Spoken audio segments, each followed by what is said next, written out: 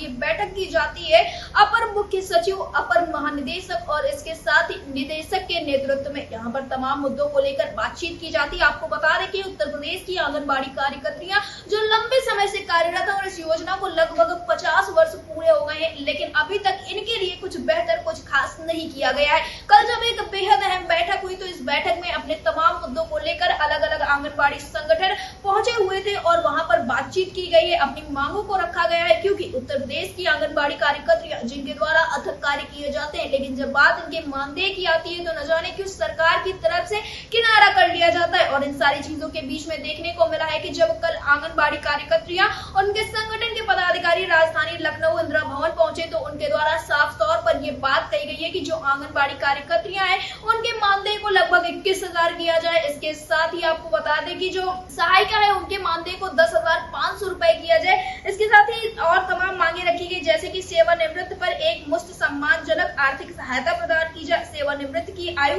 65 वर्ष कर दी जाए, पदोन्नति में आयु सीमा की बाध्यता समाप्त कर दी जाए, मानदेय में नियमित इंक्रीमेंट लागू कर दिया जाए, सभी कार्यकर्तियों एवं सहायिकाओं के आयुष्मान कार्ड शीघ्र बनाए जाएं, सेवानिवृत्त बहनों को भी आयुष्मान कार्ड का लाभ दिया जाए, सेवा के दौरान किसी कार्यकर्ती या सहायिका के निधन की स्थिति में आश्रित को नौकरी एवं आर्थिक सहायता दी जाए। वर्तमान में 4 घंटे के कार्य को 8 घंटे का मानते हुए आंगनबाड़ी कार्यकर्तियों को पूर्णकालिक कर्मचारी बनाया जाए। और इसके साथ ही आपको बता दें कि रिटायरमेंट पर पेंशन की भी मांग की गई है। ये कुछ मांगे हैं जो आंगनबाड़ी कार्यकर्तियों के द्वारा की गई है और साफ तौर पर कहा गया है कि इन सारी चीजों पर जल्द से जल्द सहमति बनाकर इनको पूरा किया जाए और एक बड़ी सौगात दी जाए। क्योंकि आंगनबाड़ी कार्यकर्तियां लंबे समय से कार्य कर रही हैं और ऐसे में उनकी मांगों को नहीं सुना जा रहा है। जब ये रिटायर होती है तो इन्हें किसी भी प्रकार की कोई पेंशन नहीं दी जाती। एक मुफ्त राशि की बात करें तो उसको लेकर भी अभी तक कोई खास प्रावधान नहीं है, जिस वजह से इनके बीच में नाराजगी है। और ये जो अहम बैठक हुई है फिलहाल तो अभी ये सारी चीजें नहीं बताई गई है कि अगला चरण कब होगा। कल की जो बैठक की गई थी,